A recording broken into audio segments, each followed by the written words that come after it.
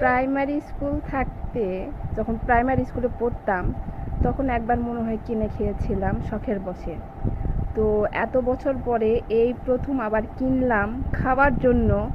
বলেন তো এটার নাম কি? অনেকেই চেনেন, আবার অনেকেই হয়তো বা চেনেন না। এটা হচ্ছে হরিফল বলি আমরা। এখন অন্যান্য অঞ্চলে কি বলে জানি না, তবে ভীষণ নাকি টক।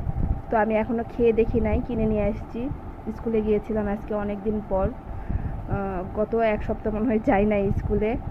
এই আজকে গিয়েছি, গিয়ে দেখি এই যে এইগুলা। তো একটু দেখি টেস্ট করে কেমন।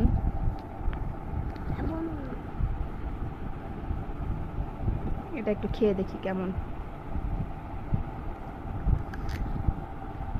ও মা গো, এই যে এটা হচ্ছে আমার দ্বারা সম্ভব নয় বাবা গো।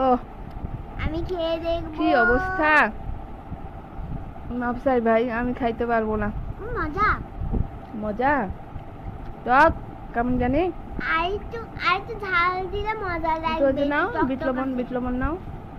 আচ্ছা দেখো বাতাসে উড়ে যাবে। এখন ভিটামিনের জন্য খাইতেই হবে জোর করে।